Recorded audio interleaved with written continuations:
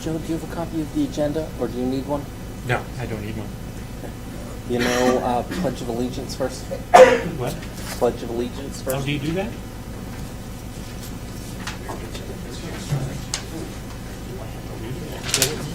Oh, good. Just ask everyone to stand up and face the flag. Okay.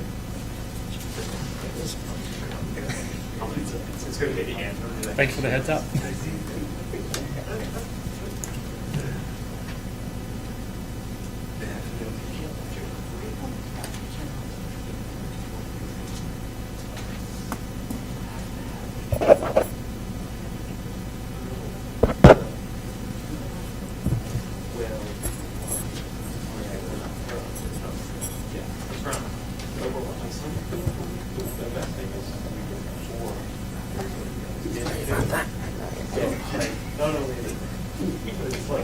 Okay, are we ready? I think it's 7 o'clock. Is it going? Yep. Are we recording? Yep. Okay. Ladies and gentlemen, I'll go ahead and call to order this hearing of February 13th, 2019. According to the city's agenda, we start with the Pledge of Allegiance, so I'll ask you to rise. I pledge allegiance to the flag of the United States of America and to the republic for which it stands, one nation, under God, indivisible, with liberty and justice for all.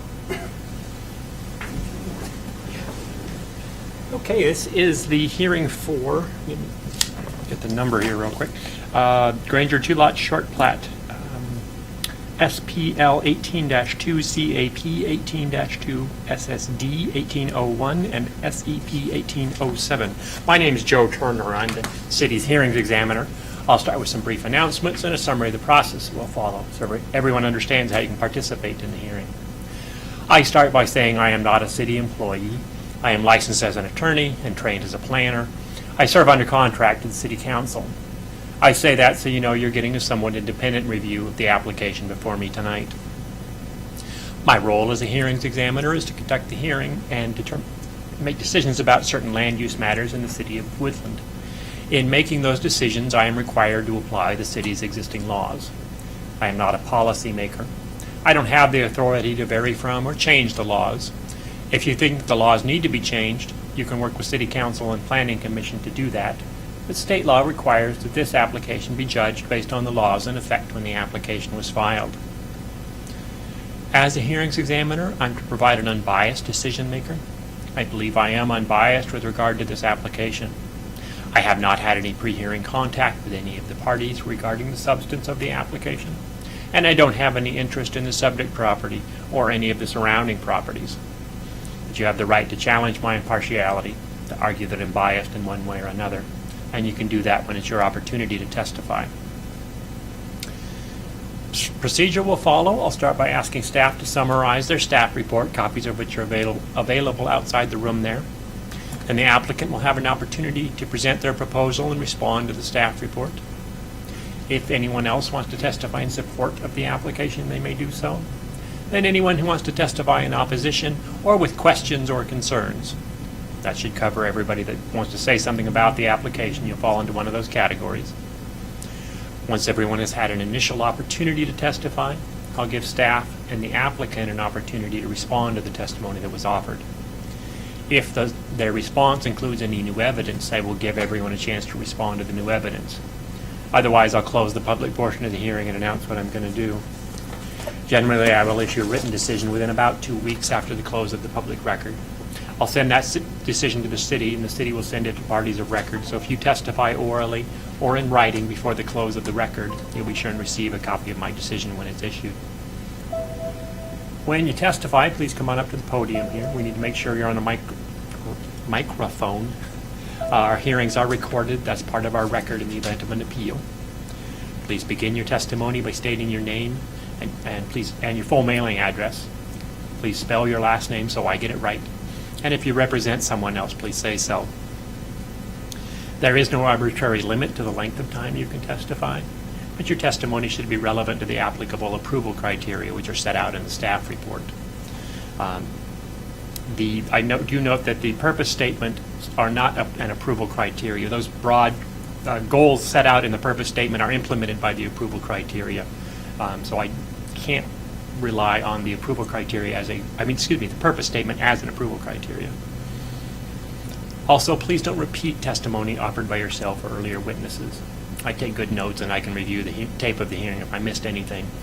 This is not a popularity contest. Whether everybody loves it or everybody hates it isn't a relevant issue before me. The only issue is whether it does or does not comply with the applicable approval criteria. Finally, if you have any exhibits you want me to consider, such as a copy of your testimony, photographs, other documents, or physical evidence, you can hand it to me. I'll mark it as an exhibit, and I will consider it as part of my deliberations. It is important that you make your best case to me. My decisions are subject to appeal to the City Council. However, the Council generally will not allow new testimony and evidence on appeal. They'll decide any appeal based on the record before me. So if you feel it's important that myself or any future decision maker knows something about this application, you need to make sure it gets into the record before me. In order to raise an issue on appeal, someone must have raised that issue before me. And in order to preserve your right to appeal, you or someone expressly representing you must testify orally or in writing before the close of the record.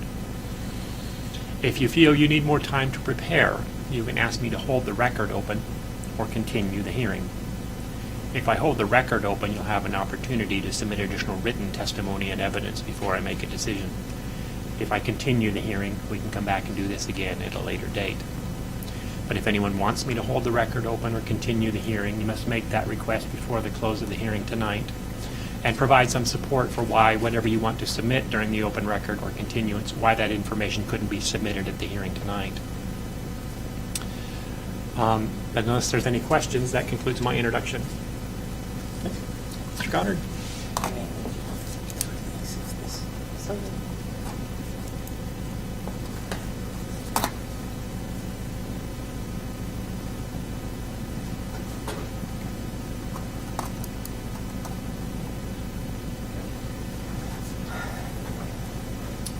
So sorry, you may need to use the up button.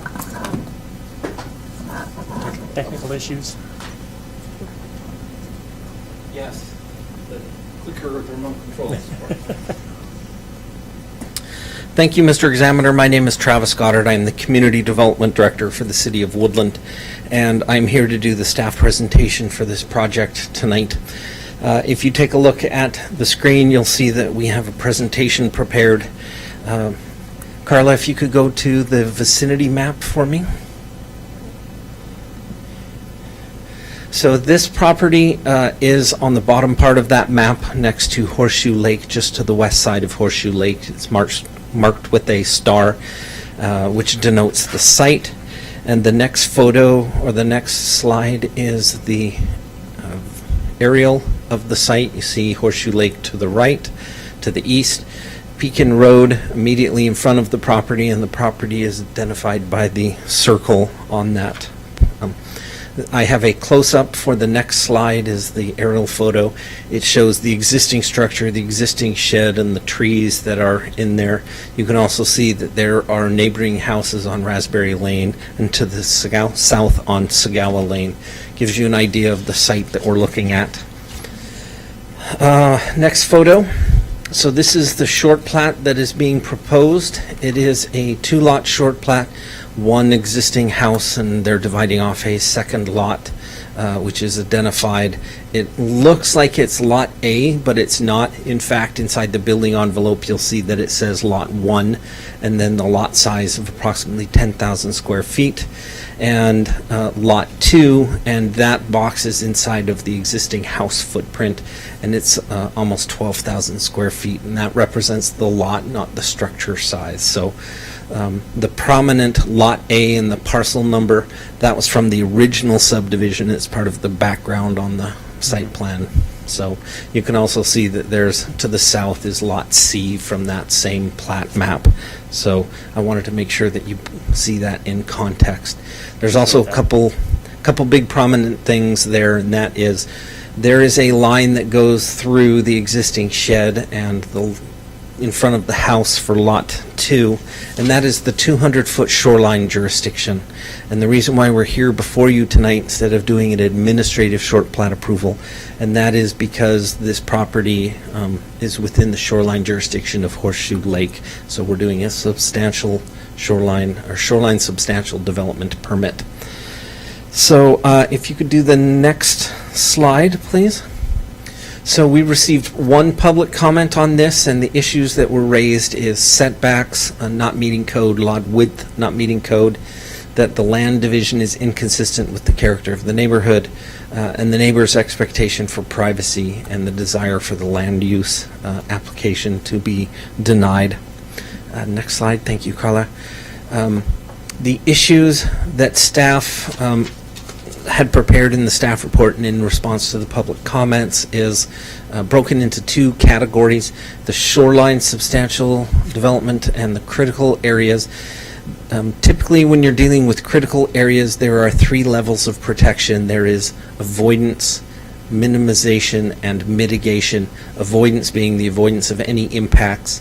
Minimization meaning that there are going to be impacts to the critical area, and mitigation meaning that the project warrants repair or restoration for those impacts that are caused.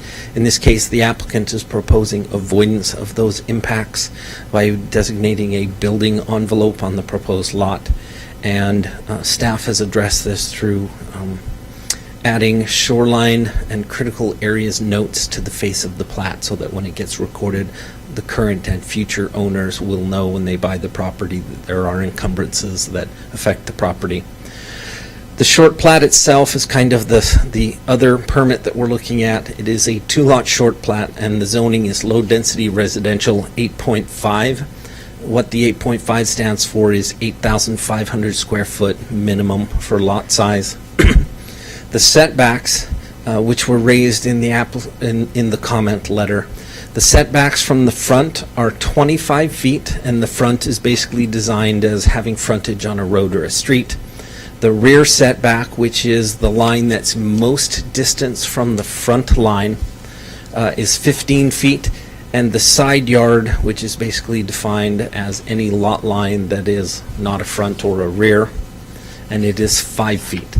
So the next slide, I prepared a quick illustration of what that represents. The west side of the lot is rear for both lots 1 and 2.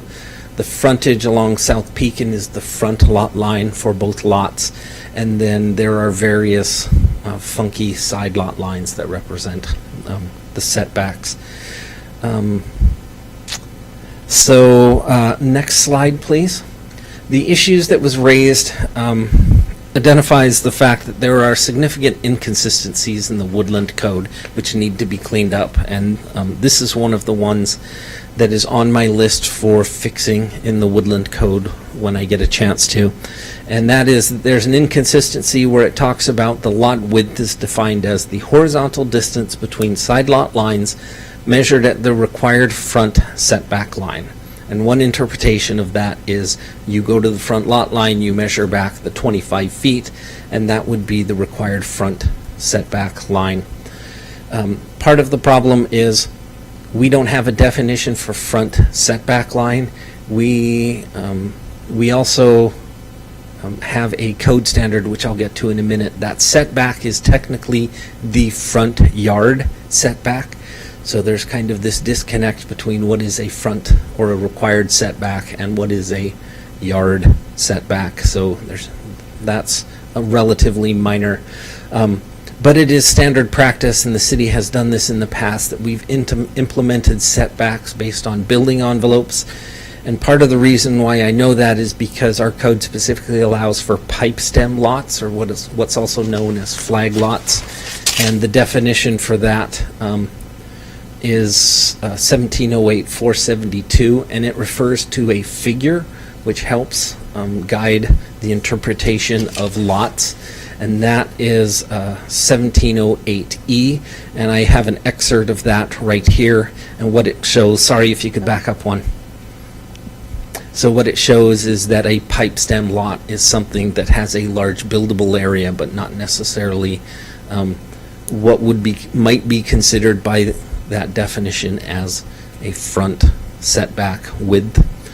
I also point out that there is another section, so next slide, Carla. Thank you.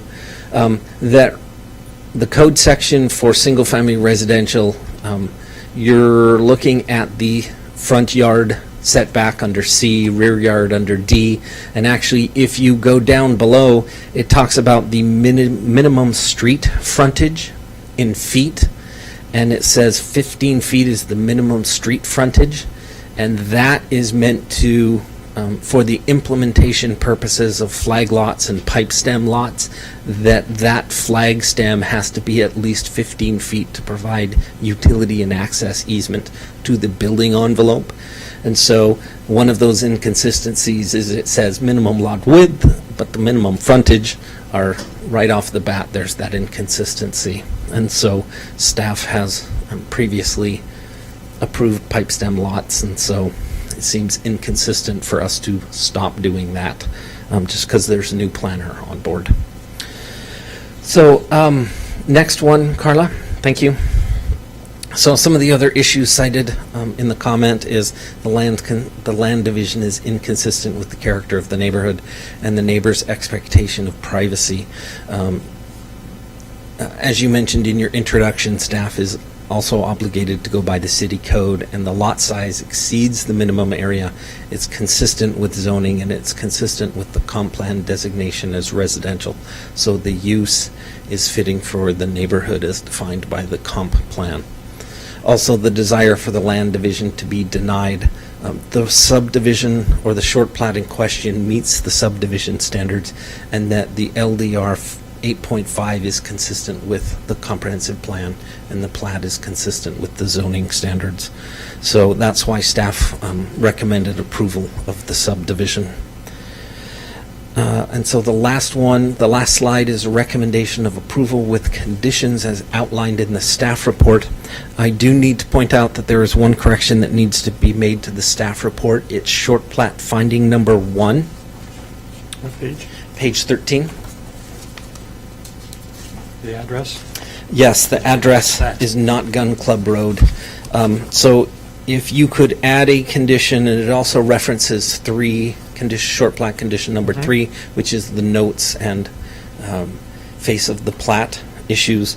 So if you could add condition 3H, which simply says that the short plat shall include the addresses as provided by the Public Works Department prior to recording of the plat, or some language thereof. Short plat shall include addresses as what, approved by Public Works? As provided by the Public Provided. Works Department. And that's not technically a note, but they will need to add those addresses somewhere on the face of the plat. Prior to final plat? Yep. Typically what they'll do is they'll turn in the blue line submittal, and staff will write it on the face as a red line and send it back to them before they prepare their Mylar. Okay. Other than that, the last thing I need to point out is the hearings examiner's decision on a shoreline substantial permit represents the city's decision, and that decision gets forwarded to the Department of Ecology. At the same time, it gets routed to the parties of record and the applicant. And so the Department of Ecology has the ultimate opportunity to appeal a application for shoreline substantial development permit. So the decision that you make is not final. It will be reviewed by Department of Ecology as well as being subject to appeal, period. How does that affect the appeal to city council then? It doesn't. So Okay. it could be appealed to the city council, in which case the Department of Ecology would not be obligated to make a decision because the city's final decision hasn't technically been Okay. expired. So that decision would become the decision that goes to ecology. And last slide. So I'll throw this up there. It is just the plat map in case there are any questions or people have comments. Do you have a hard copy of that, or can you email it to me? Of the slide, yes, I can send it to you. Property address. The only question I had was on page 7. It is, let's see, section G, I'm not sure, 7.2.11 of your shoreline master program. Subsection G says, where housing developments are proposed in locations that would interrupt existing shoreline views. Is this a housing development, or is housing development defined, and are shoreline views defined? Because the neighbors raised concerns about existing views.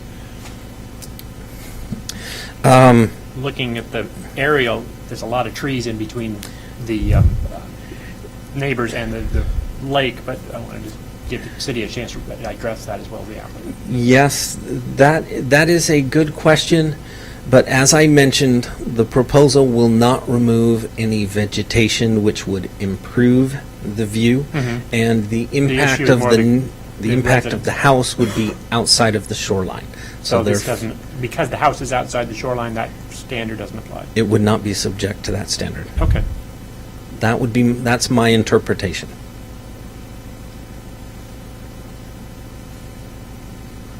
That was the only question I had. And I took housing developments to be anything that involves developing a new house. That's what I Yep. assumed too, but I thought I'd ask. Yep, I applied it broadly because it applies to one additional house. Okay, thank you. Is the applicant here represented?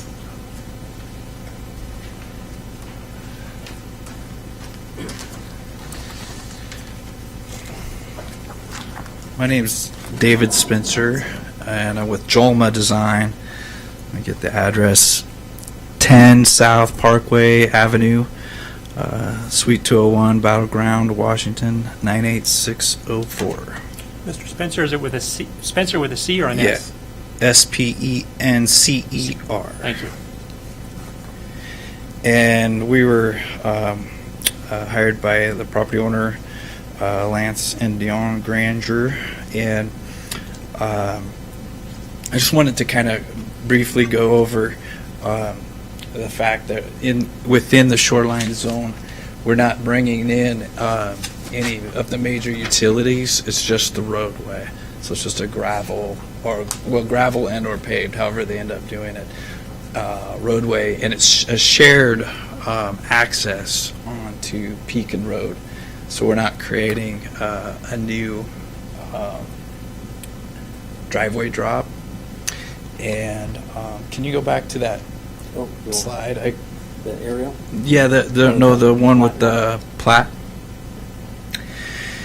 And so I wanted to kind of explain a little bit of the reason for the odd shape of the plat. Initially, we had set up for a pre-app with the city, and we divided it with more of a straight line going all the way out to the street, but we were unable to meet the 80-foot width requirement at the front yard setback. So we kind of went roundabout with the city with some different ideas, and we would have required variances for anything less than 80 feet. So we were able to kind of carve out, and it is a strange shape, as you can see, but we were able to get to the 80-foot width for both lots. It has to be lot 1, which is where the new home would be, and lot 2. And so that's kind of the purpose of that jog. And then we tried to retain the existing structures, the house and the garage, meeting the setbacks. And, there was even the discussion that there, in terms of lot size, I think we could have possibly fit 3 here, but the existing structure and the garage was intended to be retained by the property owner.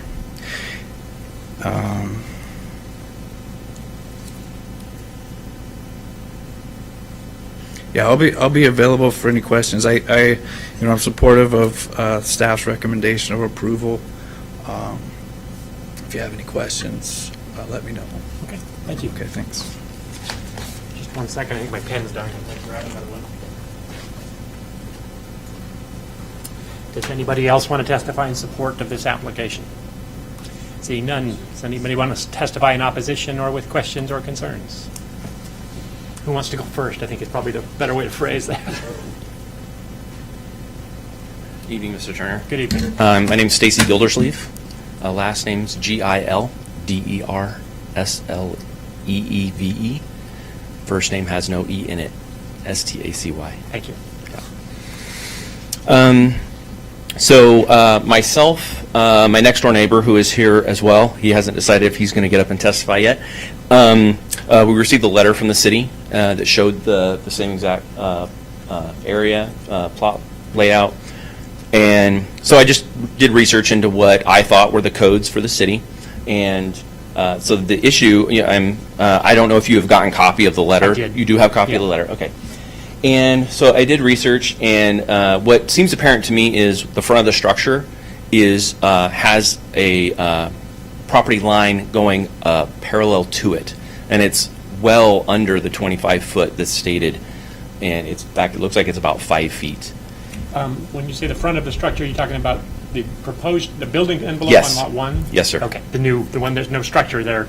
Correct. Right. Yeah, and in fact, it says front. You can see just before the PN 50120100. It Yeah, says I know front. exactly where you mean. Right. So down in that would be the southeast corner of the lot. That's at 5 foot setback from that portion of the lot. And so the code itself doesn't actually say what the front is. My assumption is the front of the structure is what we're measuring from. And so it is only 5 feet there. The codes that I read said that the house should be 25 foot from setback from the back of the lot. And so to me, it already seems like there's a variance being given based on that. Let me find your letter real quick. I think Sure. the codes you're referring to are, Mr. Goddard, 1716, what was the title of that section? It's an optional standard, dimensional standards that the code provides. The primary standards are in 1716-070, not 090. It's 1716-090 that you had cited. And that's the optional, that says the developer may use those ones. Okay. And the 1716-070, which is applies regardless, is 25-foot front, 15-foot rear, and 5-foot side, and an 80-foot width. Okay. So I am actually one of the original property owners that moved into Raspberry Park. And so there was an expectation when moving into that lot that, and obviously our entire neighborhood was built to this optional code. And so that setback off of the back of our houses, it was an expectation that, in fact, the expectation was, according to who we bought the property from, is that one lot would be subdivided, and it would be subdivided exactly like it has been currently into 3. There was 2 empty about year and a half ago.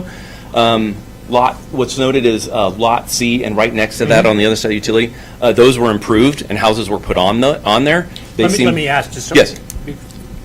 Wait till I get back. Can we go back to where we were? There we go. I'm assuming on the left side of that utility easement is lot B.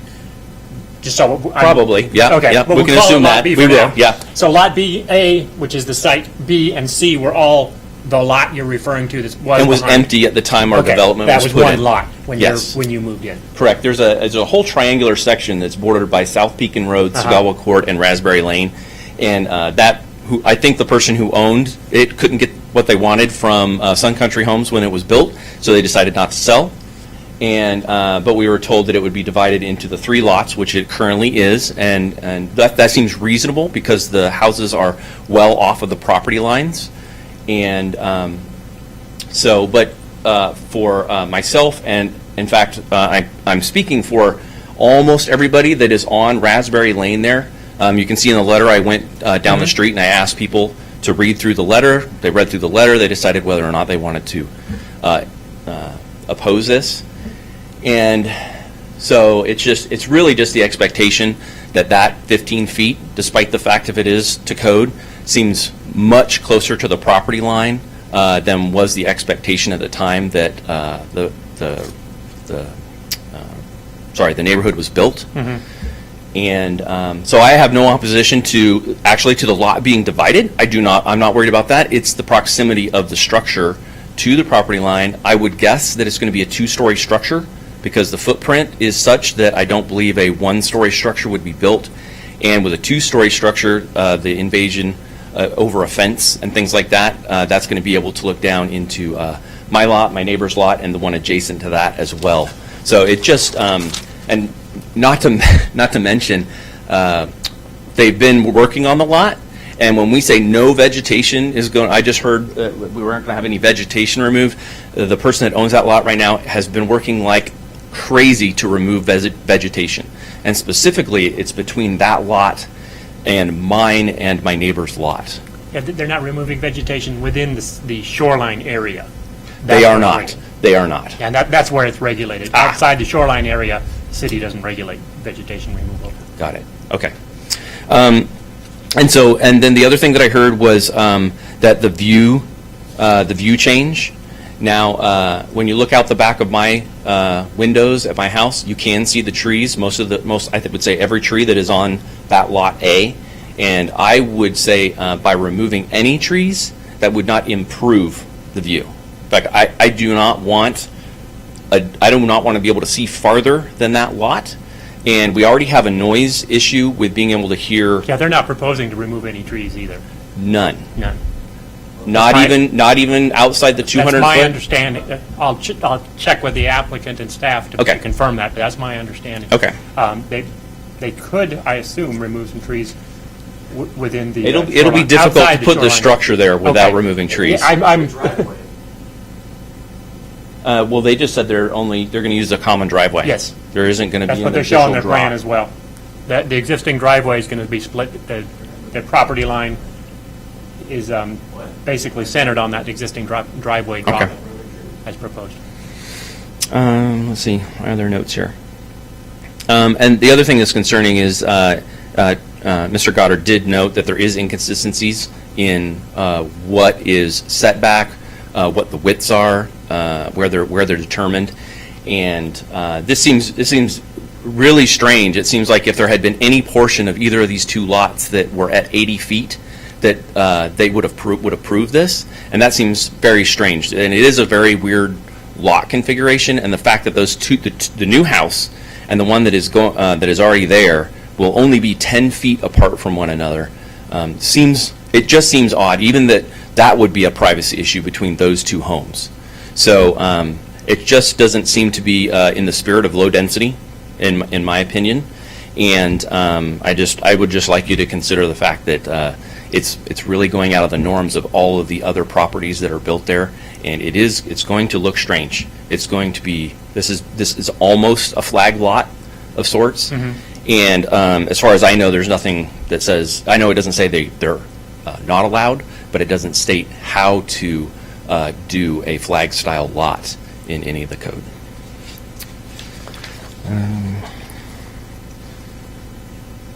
Oh, I did not state my address. Would you like the address? Sure. 196 Raspberry Lane, Woodland, Washington. I know it's on your letter, but it's more for the city than for me Yes. to make sure you get a copy of the decision. And then I would just like to reiterate that it is not just me. I'm here representing 16 other people If Craig decides to stand up, he can talk for himself. But it's not just my opinion. It's quite a few residents that agreed with it. And a number of your neighbors have signed the letter, as you noted, so they are parties of record because they've submitted written testimony, your letter. Okay. I will note that the assumptions and perceptions of the neighborhood aren't a relevant issue. The issue is whether it meets the zoning criteria, which does allow homes relatively close together. It does allow 8,500 square foot lots. So the issues that I need to, the primary issues before, as I see it, is the setback issue. I've heard staff's arguments, I've heard your arguments. I'm going to look at the code. Okay. The language is less than clear, Right. so I'm going to have to interpret it and come up with a decision. But the code does allow 10 feet between homes in a side yard setback. Whether that's a side yard setback is the issue I have to determine. Correct, and it was depicted in the there was an illustration that depicted side, rear, and front. Right. And it actually depicted what is the front of the structure as side, and I would contest that that is the front of the structure. I'm assuming that's where the front door will be. That's where you approach the home. That would be the. You can see that. On lot one. Can I walk over to Yes, the? sure. Yeah. You're not going to be on the mic, so if you say anything significant, I'll have to repeat it. But yeah, so you're talking about the southeast corner of the building envelope on lot one is within 5 feet of the one of the property lines. I won't even try and describe which one. I do of not lot understand it. two. But yeah, I understand your testimony there, and that seems to be one of the primary issues as far as setbacks. Okay, and then I would, if this does end up getting approved, and part of this was the 80-foot minimum width for the lot, I would like to understand how we can move forward without clarification on really how much of the property and the lot must satisfy the 80-foot width. That is not, I don't think that's even 25% of the lot depth is at 80 feet on the proposed lot one. It's actually not, it's not very much at all that actually meets that width. And most of the lots that are in the neighborhood that I'm in, they're very rectangular. This, unfortunately, for the property owner is a very strangely shaped lot. But that's for the property owner to deal Yeah. with. So, all right, that's what I have. Thank you, sir. Thank you. Anyone else like to testify? Yeah, I'm not going to follow that. Okay. Just for the record, nobody else wants to say anything. Okay. Mr. Goddard, do you have any response?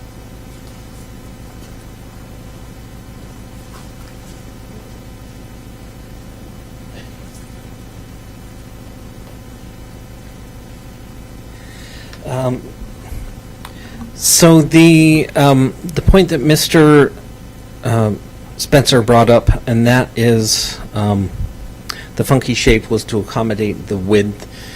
He is correct that this was the result of several redrafts because staff continued to not accept his proposal because it didn't meet the standard, and so he tried several options to fit that in.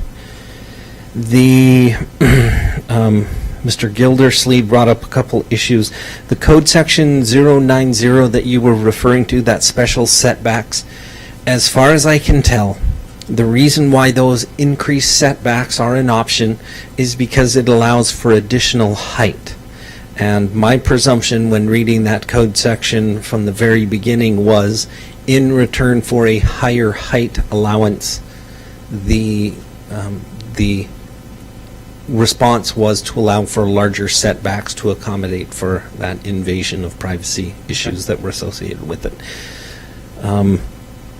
The house separation between the two houses, that the side yard setback is 5 feet, and that is more, that is in the code. And as far as I can tell, side yard setbacks are set at 5 feet because it's a building code issue, that at 5 feet separation, they do not have to have fireproofing between the two. If it's between 3 feet and 5 feet, you have to have a 1 hour fire separation. And if it's less than 3 feet, on each property line, then there has to be, I believe it's a 2-hour fire separation. So that's more of a function of implementing a building-related issue, because if they're at 5 feet, then they don't need to have fireproofing.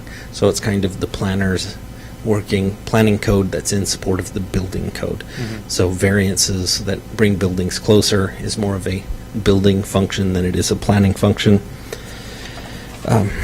The tree removal for the driveway, according to the SEPA, that there would be none within the shoreline jurisdiction, and I don't have the authority to regulate vegetation removal outside of the shoreline.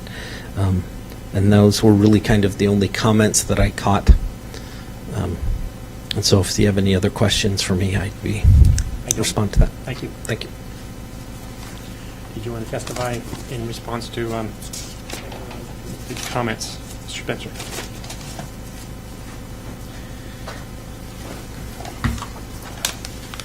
Yeah, I don't have too much to add, but I just want to make sure that they're aware that the setback on lot 1, we made it, we made that as more of a building, showing a building envelope. It's not to say with certainty that we're going to build those houses, that house would be that shape and there would only be 10 feet. But I don't want to have it be That's the maximum building. I don't want to have it be changed to give as much options to the future builder, but I think the main purpose that we did that was to get the 80-foot width with as much depth, I guess, to the building envelope. It looks like we've got 39.57, if I'm reading it all right, on the front to back of the building. on the north, I think, north edge there.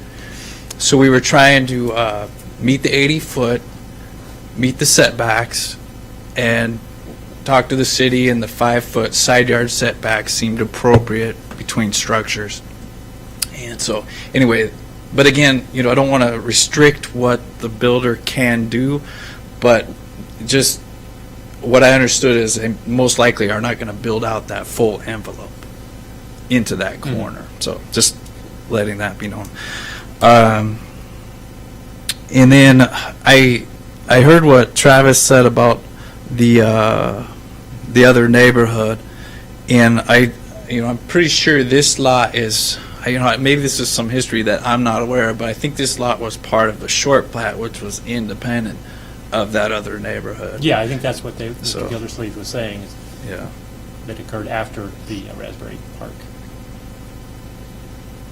And I'm not aware of, in terms of the views, I'm not aware of what the final build-out plan will be. Right now, we're trying to get the short plat approved, and the building permit would be by a separate permit with the city.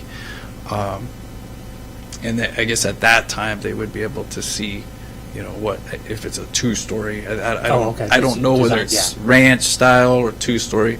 That I don't know. So What about tree removal outside of the shoreline? Do you know? I don't. I guess on the map I don't show where the trees are. I imagine there would be some Okay. in that area. But the ones that are in the shoreline area need to be preserved and protected. And that's why there's like a row of trees right by the road, and that's why we're using the shared common driveway Okay. to avoid having to cut down any trees. So Lot width, I have a question on. Can we go back to figure 1708E, just because that makes it easy? That's that you just went past it. There, that's a flag lot that's circled. I think it would be, I'm not making any, I'm not construing the code at this point, I'm just kind of making assumptions, but if flag lots are allowed, which appears to be in the code, the front lot line for that would be pretty obvious, right, to start at the end of that flag pole, I guess you'd call it, that longest east-west line. So the front setback lot width would be measured on that flag portion versus the flag pole. Your lots, can we go back to the plat? That's right. Lot 1 has a clear flagpole up, and then I guess it's the south boundary of that lot kind of angles down further south. But it doesn't hit 80 feet wide until you get to the end of that angled portion. If we were looking at, if it was rectilinear, just very clearly like the other one, it seems like the flagpole ends when it starts to bend. Do you have any justification for not saying the lot width is measured at that point, that it's measured right in front of the house where you've proposed it, where it is 80 feet? Yeah, we discussed with the city how to address the issue, and we were, the front yard setback was being I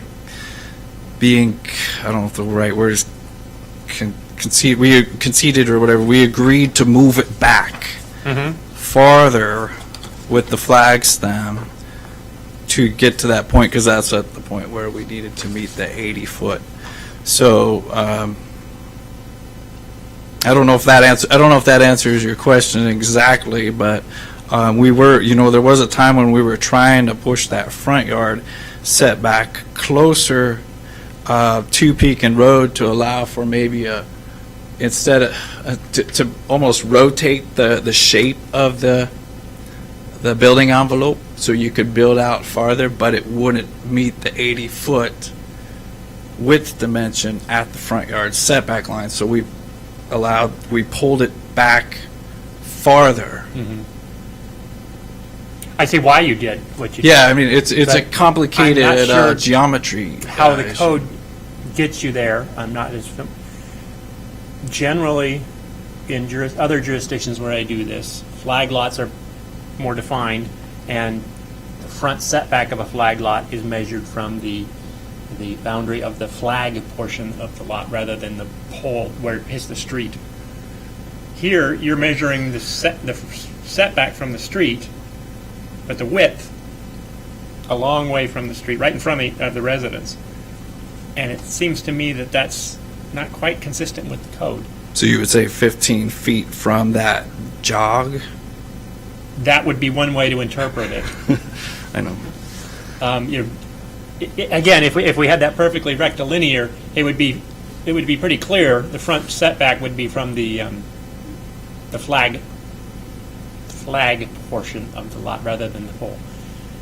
So where does your flag portion start on this thing, and where do we measure the lot width? And I want to give you the chance to provide me some argument about. Well, I don't know if I don't have a good argument, but with the angular portion, I think, was to give a little bit of front yard to this lot 1. If it came down to that and we had to square that off, you know what I'm saying? Square. Yeah. No, I extend agree. the flag, make a 90-degree instead of an then- angular portion of it. Then your front yard would be 15. You're saying 15 feet from that point, right.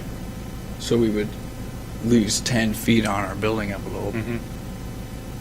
But that seems to be that I don't know because I haven't looked into this in detail. That's what I'm going to do when I write this up. But that's what it appears to be right now. That's what the code appears to support, is that Okay. your setback would be from if you're going with your width at that's one that's straight up and down northwest, where it says side, right where it says side, then you don't meet, you meet lot width there, but you don't meet front setback. If you go with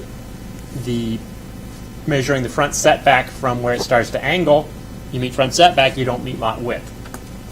So, I don't know. So if we look at That's the issue we look at that's worrying me. I know. If we look at the other lot 2 under this same. Well, lot 2 has a It's relatively got- short flag. But at the pole. front, at the 50, or the 25 feet back from the frontage, I mean, where do we? Is it considered a flag as well? That's kind of the. Yeah. Good point. so the way we had laid it out was interpreting them both kind of the same, that we could pull the front yard setback back to a point where we could hit 80 feet and exceed the 15 feet, or the 25 feet, sorry, for the front yard setback from Pekin Road. So that's how we interpreted it for these. And that, it's not a traditional flag. Traditionally, your flag stem is just wide enough for a driveway. I understand. We've actually got, I don't see the dimension, but it's about But if it's 40 not feet. if it's not a flag lot, then it clearly doesn't meet the 80-foot width. Because it would, Yeah, I see. I don't But see we how can else narrow, you- we could narrow it up, and if that's what you require with your decision that it be a flag lot, we could work with okay. the That- city to make sure it meets flag stem requirements. with Yeah, I the can see final how plat. it's possible to alter that. To Yeah, make we a would flag change- lot, we would meet change the 80-foot line. and meet this front setback. It would reduce, like you said, it would reduce your setback, your building envelope, rather. The Yeah, so square lot one would just portion. become a smaller lot, but it would still and a meet smaller the building envelope. zoning. Yeah, but I think it's requirement. feasible, so I could approve it if we get to that point, if I find that, basically, if I find that what I threw out there is what the code requires. I think it is feasible to amend it to meet those standards by the time when I'm sorry, you're not on a mic, so, but, there was a question about what's going on with Lot C, but it's not before me. That's an existing lot. The only thing that's before me is what they're proposing on this side. Okay. I'm going to have to let you Okay. read the code and determine. But like, I I'd just like wanted to give you a heads up that that's. Yeah, what I would I'm like to considering. request, that if there is some way that you see that we can meet it, that you write the decision to allow us to change the lot Oh, sure. lines. Yeah, So we don't have So to go you through can this adjust. process again. Okay. Thank Absolutely. you. All right, thanks. yeah. I think if my interpretation that I kind of threw out there, that may or may not be correct, if that's correct, if I find that that's correct, I think it's possible to approve this with, subject to condition that you amend the layout of the lots, as you said, basically straighten that flag pole out, so and measure your setback from the flag portion rather than the flag pole portion, from Pekin Road rather. Okay, So- I agree. Thanks. So I'm going to close the record. I'll take this under advisement, which is a fancy way of saying I've got a lot of information. I will consider all that information and address it all in my decision. As I noted, the primary issue to me seems to be the setbacks and the lot width, the lot dimensional criteria. I think we've discussed it pretty well. I will discuss it in more detail and hopefully more clearly, and I will come up with my interpretation based on the specific language of the code in my written decision, which I will try and get out within about 2 weeks. That concludes our hearing for tonight, and thank you all for coming. Thank you for your testimony.